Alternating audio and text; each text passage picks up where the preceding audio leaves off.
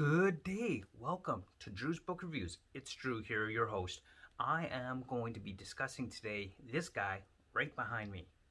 So, if you want to know all about this guy behind me, stay tuned. It's coming right up as we get into some more young adult fantasy books today. Stay tuned, coming right up.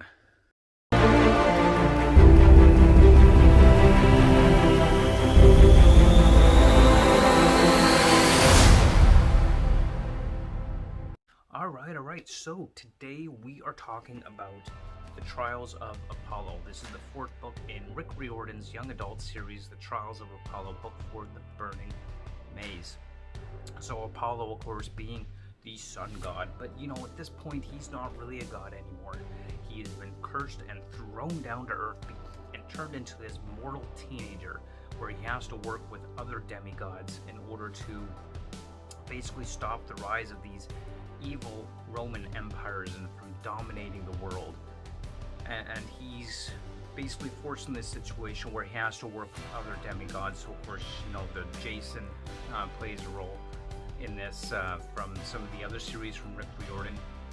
We've got Meg, who is the daughter of Demeter, and then we've also got Piper, who is the daughter of Aphrodite, who's working with them. Of course, we've got our coach Hedge in there as well, and we've got nymphs and dryads and just all these fantastical creatures all thrown into the mix, in which we find our main character Apollo is basically forced to work with in order to accomplish this goal of saving everybody and everything, is essentially what it comes down to. So of course Apollo has kind of taken on the earthly identity of Lester, but we hear him referenced to as Apollo honestly more often in the book than his earth name Lester.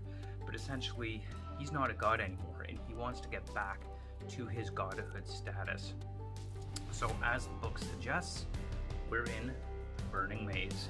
So this is a place that's basically this labyrinth that's been built underneath the city of Los Angeles, in which the Oracle has been held captive as she puts out these prophecies in order to basically know before the good guys or before our heroes come along, in an effort to basically prevent the heroes from stopping them. But of course all doesn't go as planned for our bad guys, as you could expect from Rick Riordan's whole young adult series.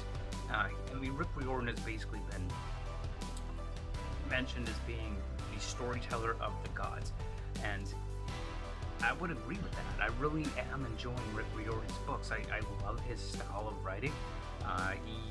They are young adult books, absolutely. So definitely I wouldn't say that they're they're not these in-depth, complex stories by any means. Definitely the style of this writing is this more simple style, but of course it is geared towards that young adult audience. So it is geared towards that 12 to 18 type level, or target audience, I guess is the best way to put it. But I find that I still enjoy a good young adult book, and I find that Rick Riordan specifically, his whole book of all these different series of gods and goddesses and the different camps, Camp Jupiter for example, kind of deals with the different sets of gods, whether that's Greek gods or Roman gods or Mayan gods. I don't think he's done a Mayan gods one yet, although hopefully he will one day. I know he's done Norse gods, Norse mythology, but this one's primarily focused more on the classic Greek Roman god mix in this particular story. And overall it was really good. I really enjoyed the characters in this. The relationship dynamic between the characters within the storytelling was really good as well, and I really enjoyed that aspect of it. And overall just enjoyable from start to finish. So as our character, part of the fun adventure of this story, and part of what I really found entertaining and fun to read, was this, as they're going through this burning labyrinth, the maze that our characters have to go into in order to achieve their objective and save the world, basically, is in order to know which way to go, they had to answer this kind of riddle that was posed to them, and they had to figure out the answer. So it's kind of fun just reading along and say, hey, I wonder what that riddle answer is. What does it mean? as a reader, as you're going through and looking at the different riddles that are being given to you throughout their adventure through this burning maze and labyrinth, until finally we get to the end and we have the whole battle sequence and the action that comes with that and everything that's going on. And of course, typical of Rick Riordan, at least in every adventure we have of our heroes, there's always prophesied that at least one person is going to die. Happens every time in like every prophecy that Rick Riordan writes into his books for his character's story. Now, I'm not going to spoil this and tell you which character is prophesied to die. You're just going to have to pick up the book and read for yourself to figure that one out, because I don't want to spoil it for you. One of the other aspects that I really liked about this book is that it's actually been quite a while since I read any of the Trials of Apollo books, so it was kind of nice at the beginning of this book how Rick Riordan kind of writes in there our story so far with respect to a very brief but enough of a summary of what happened in the first two books of the Trials of Apollo. So it was really awesome how he kind of worked that in there, just kind of threw that onto to the reader to kind of say, hey, by the way, this is what's happened so far and this is where we're at, and let's go, let's pick up our story and let's keep going. So that was really awesome. I like the way that that was done. The writing and the characters could be a bit quirky and funny at times, and it's definitely not it's not a serious story in the sense that we're dealing with characters who have a serious tone. It's a very light-hearted tone, which makes for an entertaining and fun read. And fast read as well. Like, this is a quick, easy read. So if you want a simple, fast, easy read, and you're into kind of that young adult fantasy, this is definitely something that would be a good fit for you.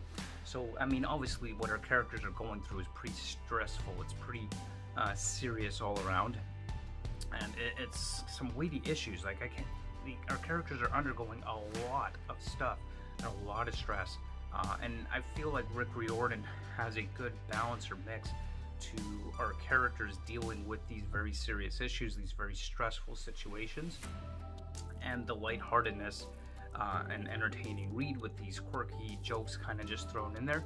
I think he has a good balance and mix of both, so that the quirkiness, the funniness, the quips, the jokes don't overrule the serious aspect of what our characters are dealing with. I think that's a nice little balance there, and I really enjoyed that dynamic between our characters. Keep in mind, like, they're all teenagers, and I think that he's kind of having a fun with writing his characters and their relationships. And overall, just a really enjoyable read. I really enjoyed it. I gave it a 4 out of 5 stars on Goodreads. Love this book series.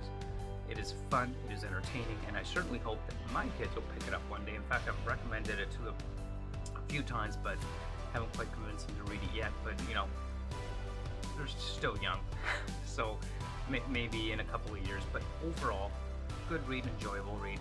I'm enjoying it, and I expect I'll continue to read Rick Riordan as time goes by. So those are just my thoughts on the Trials of Apollo, Book 4, The Burning Maze.